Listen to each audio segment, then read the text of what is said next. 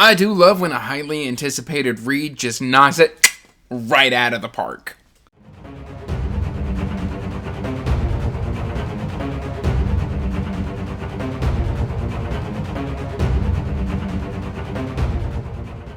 Hey everyone, welcome back to Andrew's Wizardly Reads, and as always guys, I am Andrew, and today we are here to do a book review of the Wickwire Watch by Jacqueline Hagan. But before we get into that, please do me a huge favor and like this video and subscribe to the channel, as it does help the channel grow. And you can check the description box down below for links to all of my social media, including information about my Patreon if you want to help support what I do here. It is never mandatory, but always appreciated.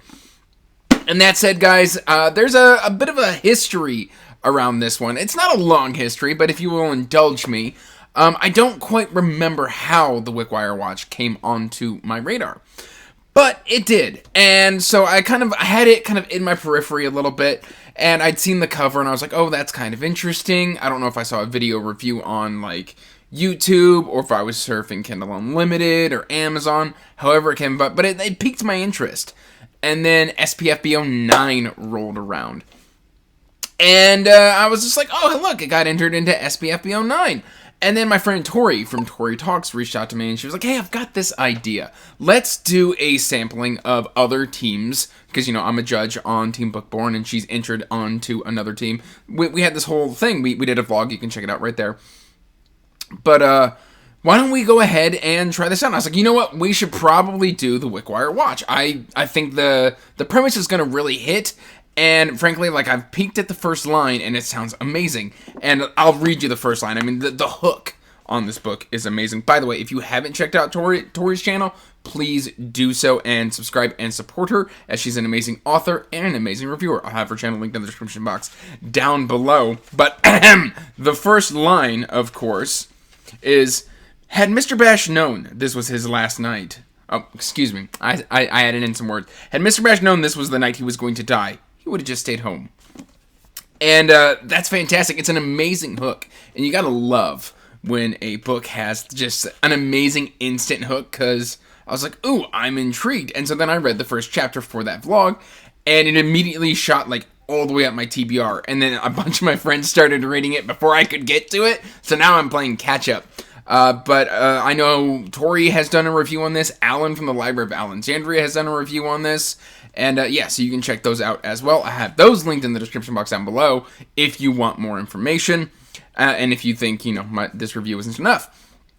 But let's talk about this book. This is book 1 in Riverfall. Riverfall Chronicles. And essentially, this one's kind of got like a Dickensian sort of gas lamp Victorian feel to it, but it's got modern prose. It's very readable, very easy to get through, but essentially what we are following a waif, a scamp, a wastrel, a mischief maker by the name of Inkwell Featherfield. And essentially, if you want to picture Inkwell, he's like the Artful Dodger. He's got this big top hat on. He's got clothes that don't fit him. He's a pickpocket. And he just kind of rolls through town as this death of Mr. Bash occurs. And he's kind of, you know, getting into trouble and stuff like that when he catches the eye of the town's newspaperman, Mr. Spindler. And Mr. Spindler kind of wants to learn some things on the DL because this death is a mystery and they're trying to figure out kind of what has happened, because the death has been linked to a kind of group of rebellion, or the country's most wanted. These people were in open rebellion. They're accused of being part of a massacre with another magical race who has kind of been insular. And during this peace talks, they showed up, shouted out like, you know, this call to arms, and then killed a bunch of people.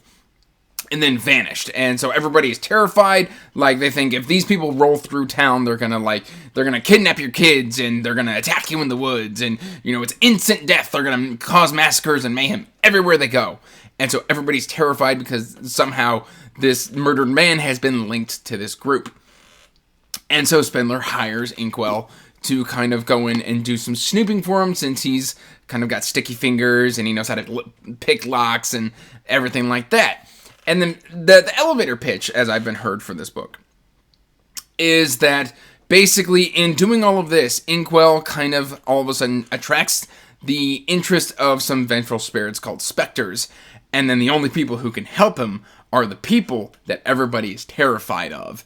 And it's just kind of very interesting. It's a great, interesting dynamic because, Inkwell hears the story of what these people have done, and once he realizes what's happened to him, all of a sudden he's terrified, he's very mistrustful. He was already mistrustful to begin with because he's a 15-year-old boy who has kind of lost his family. He's been put into an orphanage, he's got trust issues, and there is a deep complexity to Inkwell that is greatly explored within the story, where he is constantly just struggling with, he keeps everybody at arm's length because that's how he was raised. He wants to do everything on his own. He wants to be his own person. And meanwhile, like when, the Spectres attack, Spindler feels responsible for what Ink is going through and is trying to help him any way he can. And then there's also just a lot to explore because, we kind of get to know these colonists, which is the name of the group of the rebels, and we kind of start learning everything that we hear might not be true, but what is true, what isn't true, where has the line been blurred, because there's a lot of found family in this story as well, which when you hear about them, you wouldn't expect. So I kind of like that nice blend going on here. In terms of setting, like I said, this is kind of like a gas lamp. I want to say slightly steampunk, like you can see right here that there's an airship. So there's a steampunk element, but then like the gun here in the corner is a flintlock, and then, of course, I mentioned Inkwell's top hat, which you can kind of see right here, and there is an oil lantern. So that'll kind of give you the setting of what this is kind of gonna feel like. It's got a very beautiful style of prose, but it's also got very fast pacing at times because there's heists in here, and there's just a lot of political maneuvering. There's people trying to do the right thing. And then there's just some magic as well. It's really, really cool. And a slight horror vibe as well. I know we're kind of getting into the fall/spooky season. And while this isn't a full-on horror book, I am not going to promise you that, it does have fall vibes to it, where things are kind of getting cooler, and winter is coming, and there's something spooky in the air, and maybe, you can't see what's causing all of this spookiness, and that makes you feel a little uneasy. There's some seance vibes in here. Oh, this book was amazing, especially because, at this time of year, it's perfect time to start reading it, or at least start planning to read it. I highly, highly recommend it.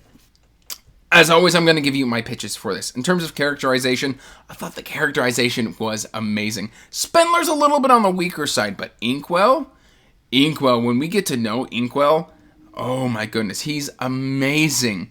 In terms of pacing, it's a relatively fast book, especially if action is popping off or they're trying to do something. Oh, so good. In terms of inventiveness, this is kind of like Oliver Twist meets Howls Moving Castle, so I really, really liked that. I also like steampunk, and I like kind of gas lamp fantasy, so again, I thought this was an incredibly inventive book. We'll go for 4 out of 5 to 5 out of 5. Overall, I really enjoyed this book, and what's even more surprising is this is Jacqueline Hagan's debut, and it's an amazing debut. It's very rare where a debut kind of just makes my eyes go a little wide when you realize this is the first thing this person has ever put out. This is her debut. This is where we're starting. If this is where we are starting, the future is very, very bright for Jacqueline Hagan because the trilogy's already done, and I've heard the second book is just as amazing, if not even better, with even higher stakes, and that just really, really excites me. And for my audiobook lovers, this has an audiobook, and I got to immersion read it with the audiobook, and the audio is amazing. It is so well done. I don't have the narrator's name off the top of my head, so I'm going to pop it right here for your information. But yeah, he did an amazing job narrating this book. I know the first 2 books currently have audiobooks, and I think the 3rd book just came out physically, so I would anticipate that audiobook is not far behind, and it is itself a treat. Overall, I really, really enjoyed this series. I highly, highly recommend it. If I had to give this on a scale of 1 to 10, I would give this a 9 out of 10 for a debut. I mean, just overall, it was fascinating. It was so good. And yeah, you should totally be checking this one out for yourself. That's all I've really got for you today, guys. So, till next time, peace out and stay magical. Bye. And as always, I want to give a huge thank you to my patrons. I could not do this without you.